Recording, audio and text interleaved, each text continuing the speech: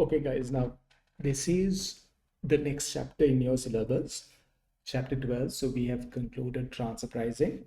Chapter 12 is again something that you are familiar with, NFPs, not-for-profit organizations, and evaluating performance of NFPs. And more than evaluating performance, the problems that we come across when evaluating performance of NFPs is what we are looking at in this lesson. Right, look at the learning outcomes. So I've highlighted some of the key ones. Well, I've highlighted four, right? I put star marks in front of four uh, learning outcomes. Discuss difficulties in measuring outputs when performance is not judged in terms of money. Now think of NFPs. Not-for-profit organizations, they operate with the objective of what? Maximizing social welfare, maximizing benefits to the beneficiaries. Are we clear? Now, for example, you take Rotary, right? Rotary, Rotary is a private, charitable organization that is there worldwide. So one of their initiatives is to end polio, right? There you go. So the goal is Rotary has been working to eradicate polio for more than 35 years, right? Now, you have to understand eradicating polio in itself, it's not something that we can measure in terms of money. Are we clear? So that's what they talk here. Discuss difficulties in measuring output when performance is not judged in terms of money. Are we clear? So eradication of portfolio, that's not you're not looking at any financial performance metric there. Are we clear? So now in an NFP, one of the biggest problems is measuring the output. Now, you take any profit-making organization, let's take Cargill's Food City, right? They're selling merchandise, right? Different, food items or whatever, dry rations, anything, right? So you can measure the output that they sell, right? And then you can measure that performance in terms of money. But think of Rotary and think of ending portfolio, the initiative. So how are you going to measure the performance? What is your output? Like, for example, is it the number of patients that were cured? Or, or I don't know, is it something else? So, you're going to come across problems like that in measuring performance of NFPs, right? Look at the second key learning outcome. Discuss use of benchmarking. Now we know benchmarking from chapter 1, right? Benchmarking is a big area in APM. So in order to improve performance of NFPs, we talk about benchmarking. Are we clear? So this is especially the case with public sector NFPs. Now, your lesson talks about two types of NFPs, public sector and private sector. So what are these two NFPs? Have a look. So this is your Kaplan workbook. Non-profit organizations exist in the private sector as well as the public sector. So private sector charities are, organizations like Rotary. And in Sri Lanka, any sports club, Fingara, whatever. So they CRNFC, so they operate with the objective of maximizing, benefits to the beneficiaries of that particular club. Are we clear? If it's a sports club, guys, then I don't know, let's say it's a cricket club, so you want to improve, you want to basically make sure that your club members are highly skilled in whatever the sports that they do, that they engage in. That's your objective, right? So I'm just talking about private sector NFPs. Now what about public sector NFPs, guys? Now in Sri Lanka you have a lot of public sector NFPs. For example, our healthcare, right? Hospitals, I'm talking public hospitals, general hospitals, right? Government hospitals, that's what we call public sector hospitals in Sri Lanka. We say government hospitals. So you go to a government, hospital, whatever the service that is provided is free. You don't have to pay for it. Are we clear? Then you take education in Sri Lanka, right? You may have not, gotten into it. You may have not gone through the local education system. So maybe you went to international schools where you had to pay money. But in Sri Lanka, education is free for everyone. You can get into any government school without paying any money, and you can learn from grade 1 to grade 13 up until your A levels without paying any money. That's free education. So there you go. These are public sector NFPs. Yes, I want you to understand that. Even railways. Yes. So see, objective is not to maximize shareholder wealth, but to maximize benefit to beneficiaries. Are we clear? So it can be through some social, cultural, philanthropic, welfare, environmental dimension. Are we clear? So you have environmental organizations. Now there are clubs, there are societies that focus on ocean, right? The keeping keeping a clean, keeping plastics and whatnot away from the ocean. There are clubs that focus on things like that. Are we clear? So they are looking at environmental, so they operate on that dimension, environmental. Then there are clubs and societies that focuses on old age people who don't have anyone to take care of them, right?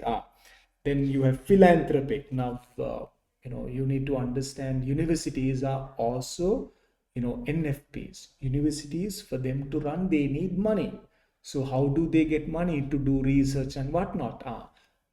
These donors, they donate a lot of monies, right? Those are philanthropic activities. There you go. So like that. So the objective of these NFPs is to provide some benefit to the beneficiaries. Are we clear? Now, in your study hub, they talk a lot about problems in measuring performance of NFPs. So what are the problems? Now you have to understand, firstly, measuring performance of a private organization is easy, right? Now, when we talk performance, you have financial performance and non-financial performance. Non-financial performance of private companies can be measured, not difficult, but it's a bit more complicated, it's a bit more complex than measuring financial performance. Anything related to money can be measured very, very quickly, guys. Anything that is not related to money can't be measured quickly. You have to think, you have to, give it some thought, right, before you come up with a metric. That's the idea. Okay, so why do we say that measuring performance of a not-for-profit organization is difficult? Why is it challenging? You have many reasons. Number one, the biggest problem is stakeholders. Now, we say for a charity, for an NFP, there are multiple stakeholders. But then again, even for a profit-making business, there are multiple stakeholders. Now think of a normal company: board of directors, shareholders, creditors, government. Then you have other pressure groups. All are stakeholders. No? So even for a company, profit-making organization, you have a lot of stakeholders. No? Then why are we like highlighting multiple stakeholders in NFPs? You have to think, guys. Now, in a private organization, the directors, shareholders are the ones who are like the most important stakeholders, right, for a private organization. But for a charitable organization, for a NFP, it is different. Right? You are looking at lots of stakeholders who are equally important. Are we clear? Now, for a private organization, employees are important, but employees can be controlled, right? You know, if you don't, if they don't want to work for you, that's okay. Let them go. Get new people in, because for every one person that you let go, there are 10 people in the market who wants to come in, right? Private organizations know that. Okay, so when it comes to NFPs, like I said, you have multiple stakeholders who are equally important. You can't simply let them go. Are we clear? Number one, now you take a charity like Rotary, right? Donors are very, very important. For you to do the work, right? For you to do those, ending portfolio, whatever work, you need volunteers, right? You need volunteers. You need the support from, I don't know, like other institutions, like private companies. You need assistance from the government. You need assistance from experts. Without that, you need doctors, right? You need doctors, nurses, medical staff here. Do you see? You have lots of stakeholders, right? When you have lots of stakeholders, it becomes a bit of a mixed fruit achar, guys. You know, in a if I'm to put it like in very simple words, that's how difficult it is. Now, you know the idiom, right? Too many cooks, spoil the soup. Like that, too many stakeholders can can create a lot of issues for the NFP.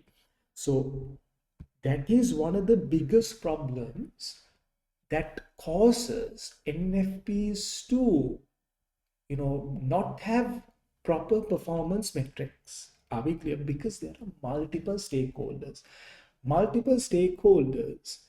like, doctors, nurses, government, whoever. They are going to have different objectives, and these objectives sometimes they don't align with one another.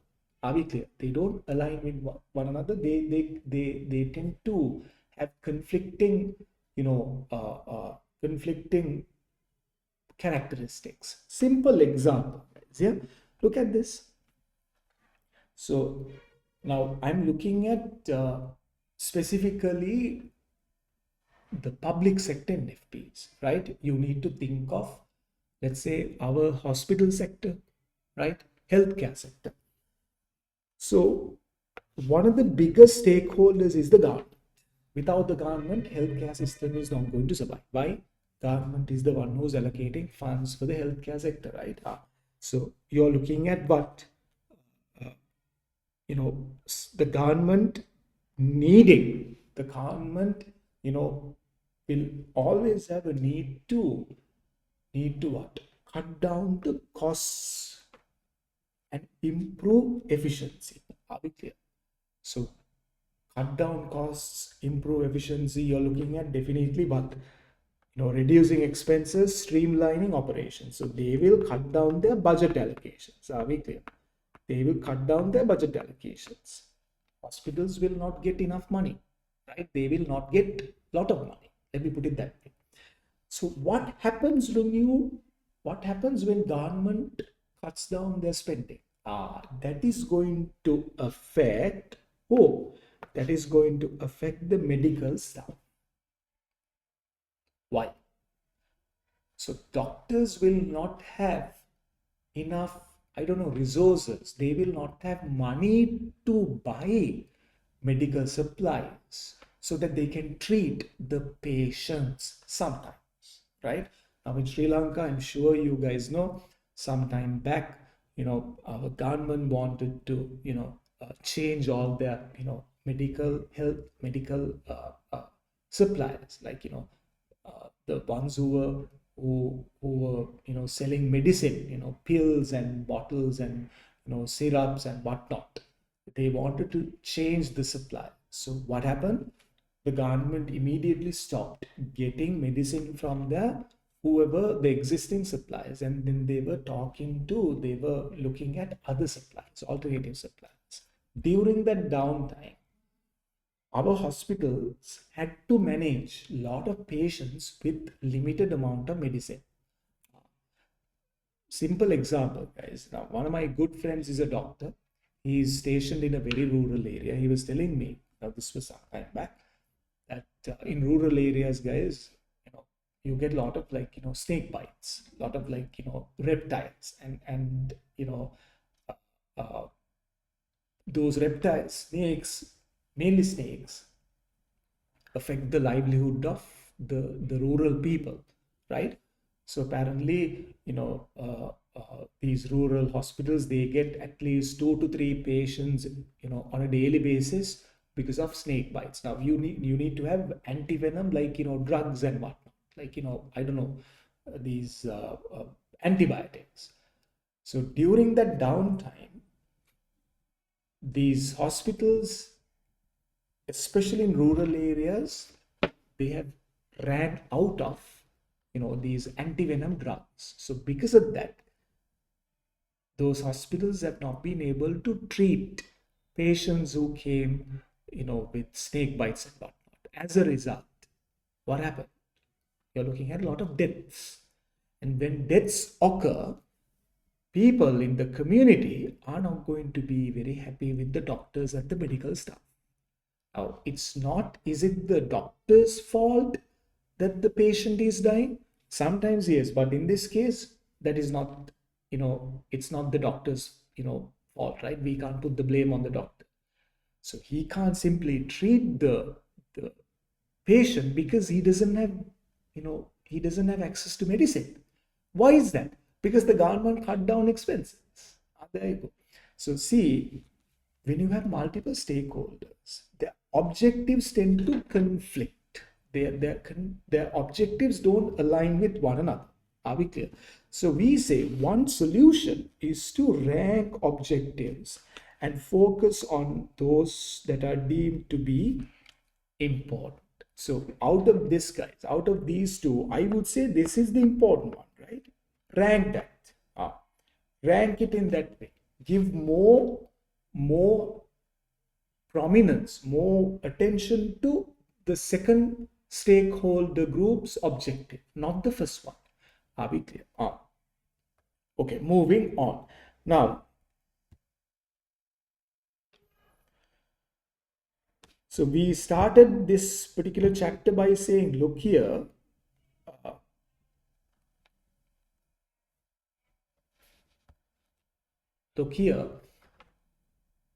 evaluating performance of NFPs is very difficult, right? One of the reasons is what? Multiple stakeholders and their conflicting objectives, right? The second reason, actually, there are 3 reasons that they talk in the study guide.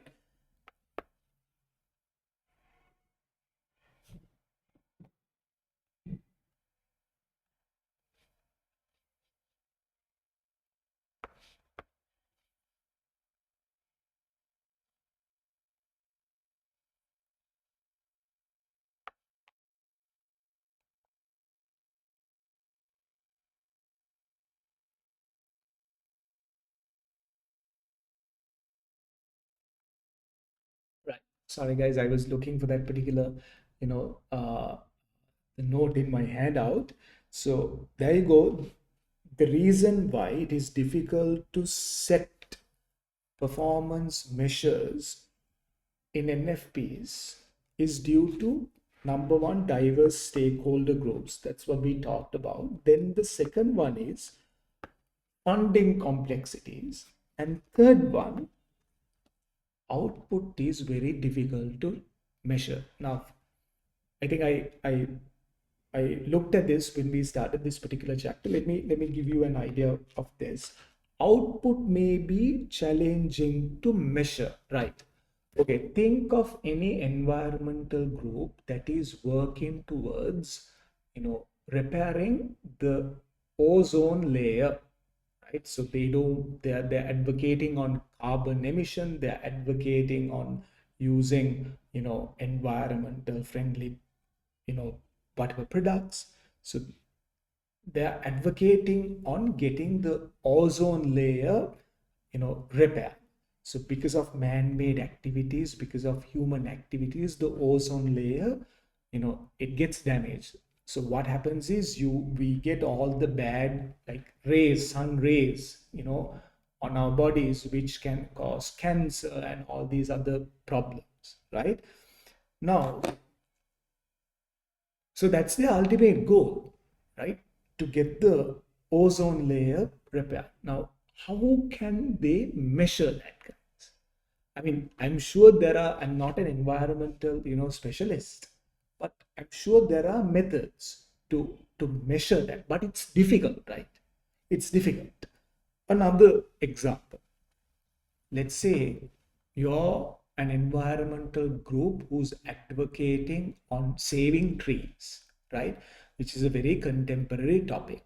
So because of increased globalization, increased business activities, they chop down entire forests, so that businesses can be started, so that they can start hotels. That's a major concern in our country. That in our country, in different parts, lots of hotels, 5-star, 7-star, 8-star, whatever hotels are coming up. So that has a major detrimental impact on the environment. So people are advocating, against those, right? They're telling, look here, you do this is what's going to happen, right? So let's say there's a group as such who's advocating on saving trees.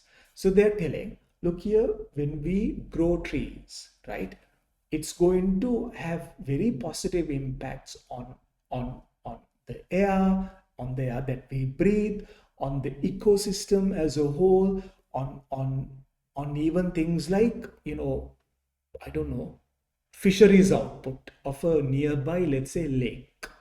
Guys, now I was a tutor for this university 4 5 years back. Uh, it's a Scottish university, so I had to basically deliver a finance module for a master's program.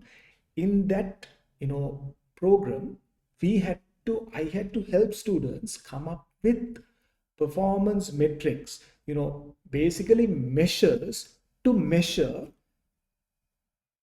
benefits of, you know, reforestation is basically growing trees. Deforestation is you cutting down trees, right? You cutting down forests. Reforestation is you growing trees, right? So we had to come up with metrics to measure benefits of reforestation. So basically we had to come up with performance metrics for that particular company, for that particular group, club, society, I can't remember. So now it was an assignment. In the assignment, they clearly said, look here, because of reforestation, the nearby fishing community is going to have a positive impact, right?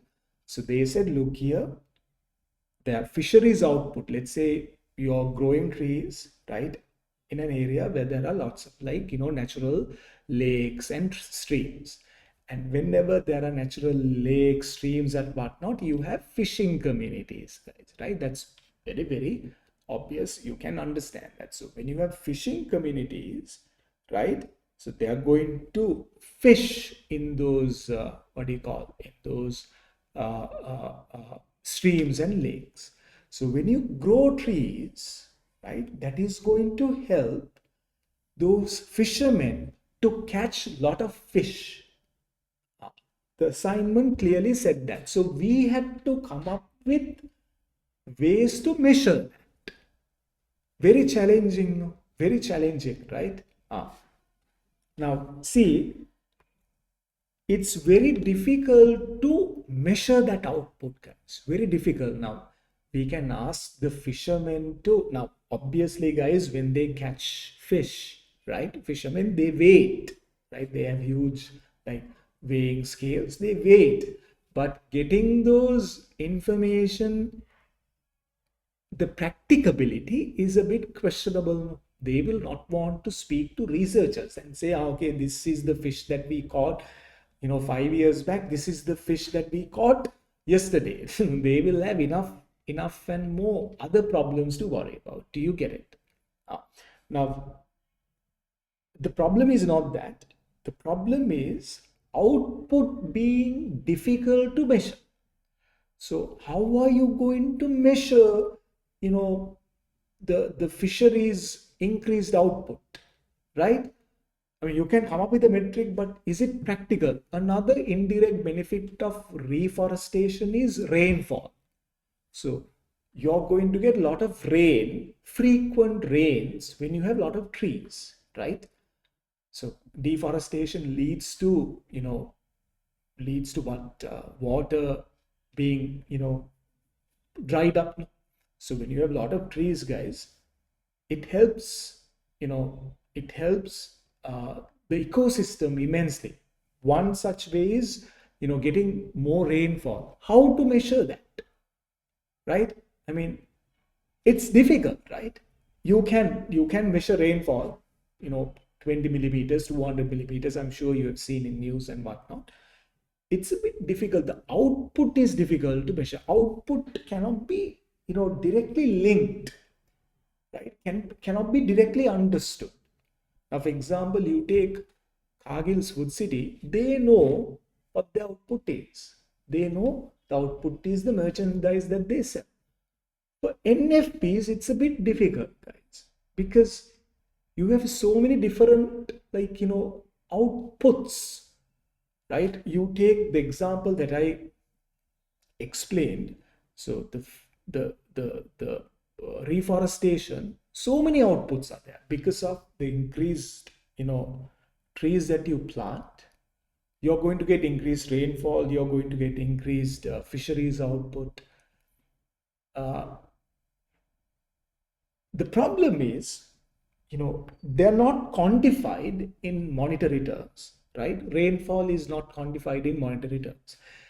Fisheries output is not quantified in monetary terms. It's a bit difficult to measure. That is this point. So you have a lot of explanations, a lot of points here. See, NFPs often provide services for free, right? So making it difficult to measure revenue of direct sales. These are other points. Objectives are hard to quantify. Now, for example, ending polio. That was the objective. How to quantify that, man? Improving your health, decrease crime rate, right? The motto of any police force could be reduce the crime rate in that area. How you kill the criminals? Not possible, right? It's a bit difficult. Time and cost. This is the biggest problem, guys. Now, I said you can measure the rainfall, but the time that you have to spend on gathering that data can be very, very, very expensive. So you don't do it, right? It's easy to not measure it. Are we clear?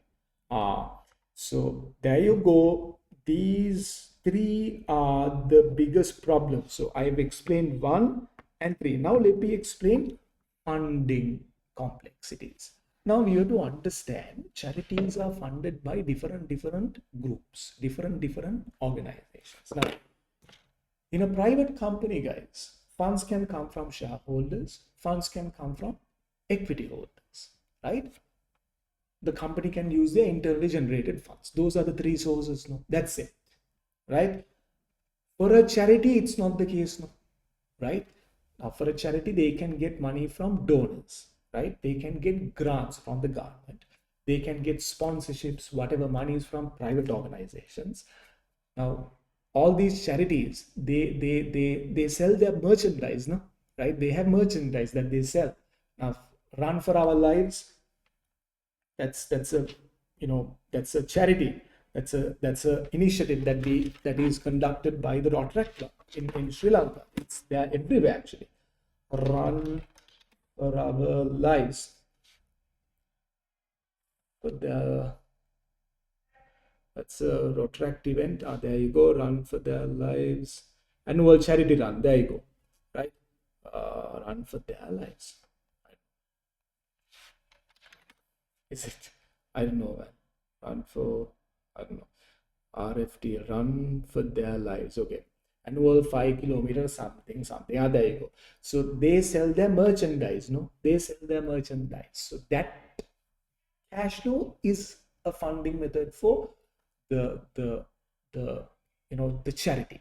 Now see, different funding sources, right? And guys, you need to understand. Now see, unlike in private companies, where there is,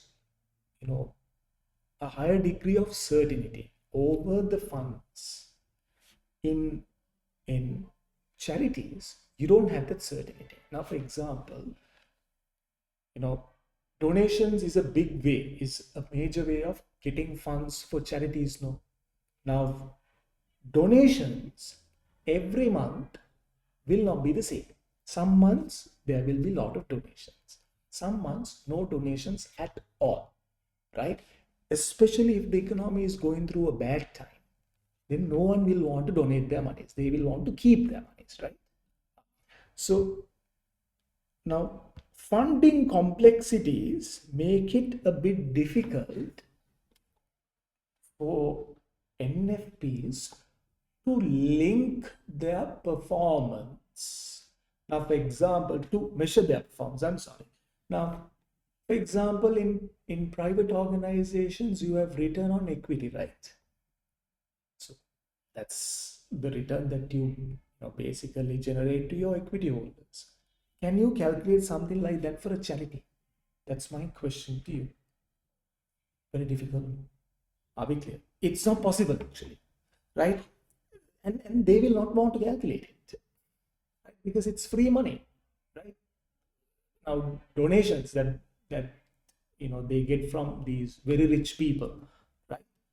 They will not care about, well, okay, they do care about what what the charity is going to do with their monies. But guys, for the charity, it's free money, right? It's free money. They're not under obligation to do anything with the monies. I mean, it's not like those funds come with strings attached, right? It's not like that. See, now if you look at public sector NFPs, they don't receive direct payments for services. There may be little correlation between costs, usage of services, making budgeting more complex. So, see, NFPs, they come up with their funding targets. They come up with their funding strategies based on the funding, based on the budgets, too, right? For example, they will budget for this year for a certain initiative. Okay, we need 1 million. So now they will start thinking about, okay, how to get that 1 million. Are we clear? But budgeting decisions, I'm sorry, budgeting, the exercise in itself is a bit difficult for NFPs to carry out. Why? Because they don't have direct ways of getting that revenue, right? Now, for a company, they know when they budget for sales, how they are going to get that money, how they are going to secure that money. For charities, it's not the case now, guys, right? You can't, because there is no direct payment for the services. Now think of a beach cleaning service, right? For any environmental group, guys, they don't receive any money for the service that they provide. Are we clear? There you go. There is a problem there. And guys, for public sector NFPs, political agenda can majorly impact the funding. How? So see, if a government, if the government wants to support the public, if the government wants to, like, revitalize. Now, for example, if you look at the current government in Sri Lanka, they want to, they want to provide a lot of funds to these government enterprises so that they can they can operate in a different way, right? They are allocating a lot of funds for education, for health, for this, for that, whatever, right? Um, but if you take the previous governments, right? Now they were not very big on education, right? Now this government, even though they have gotten certain things wrong, they're spending a lot of monies on getting the education right, because in Sri Lanka, in countries like ours, guys, that is the biggest problem. People are stupid, right? So you need to get the education right. Are we clear? That's one of the, like, foremost, like, most important things that they have to do. Do you get it? So potential issues in the public sector when it comes to funding, incentives for inefficiency. So now think of a public NFP. They will not want to operate very efficiently. Why? If you operate very efficiently, the next time when they allocate funds, they will not allocate a lot of money to you. Be clear. See, there is a problem there. Funding insufficiency. This is often the case with health sector. They need a lot of money because there are lots of patients who seek, free medical care. But the government is not allocating enough money. The funding may not align with actual needs. Political changes, I just talked about that, guys. Yeah, the moment the political party changes, the economic agenda changes with it. When the economic agenda changes, the agenda of NFPs, how they are run, the support, all that changes. Are we clear?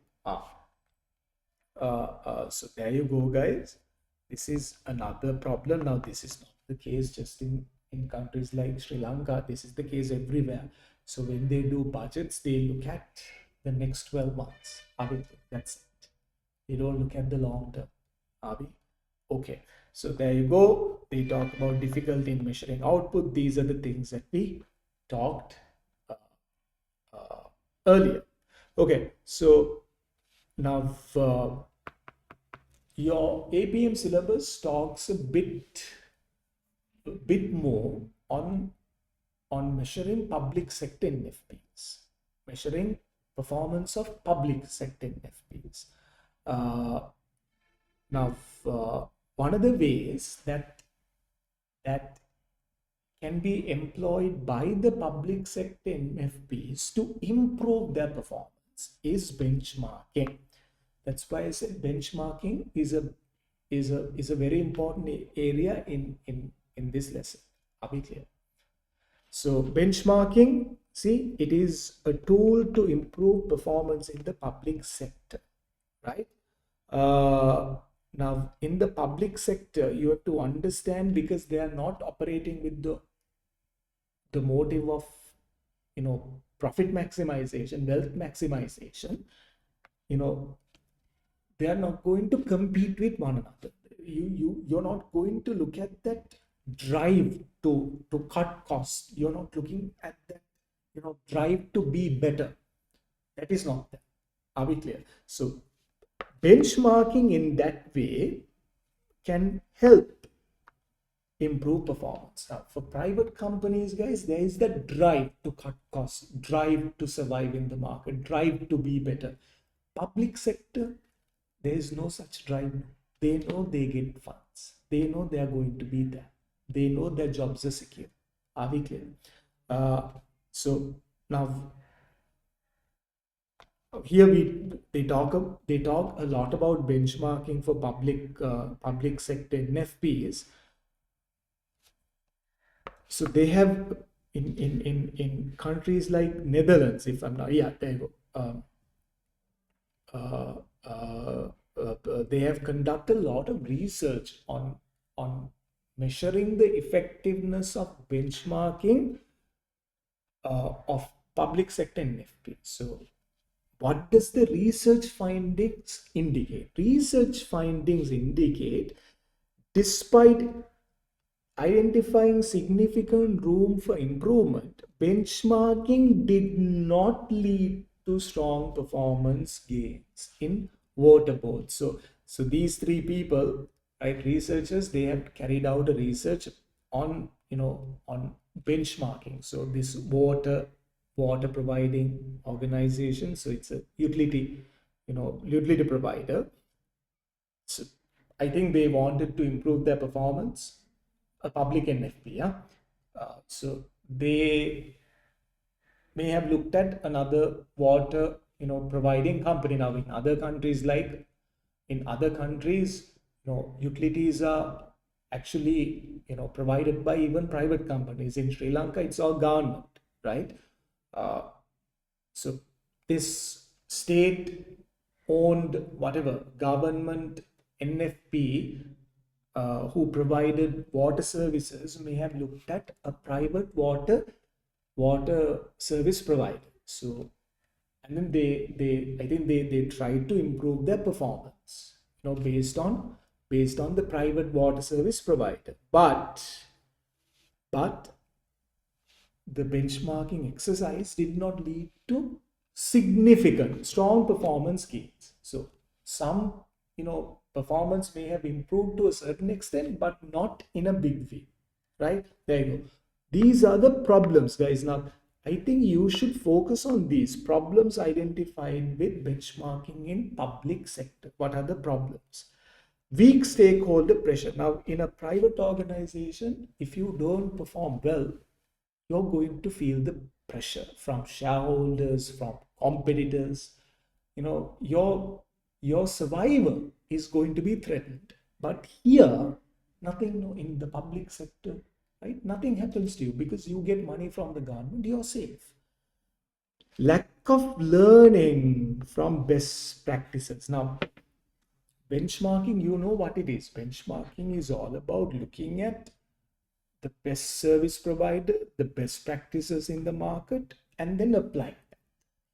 This tells you, see, benchmarking often focuses on comparing performance indicators to top performing organizations without understanding how they achieve those superior results. So you don't really look at how they do it, right?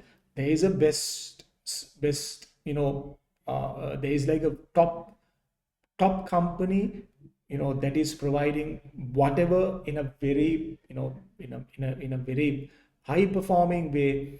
So you want to be like them, but you don't really understand what they have done, how they do things, so that their performance is up there. You don't learn, you're not motivated enough to investigate and see how they did things, in what way they are doing things, so that they have climbed up to that very high level.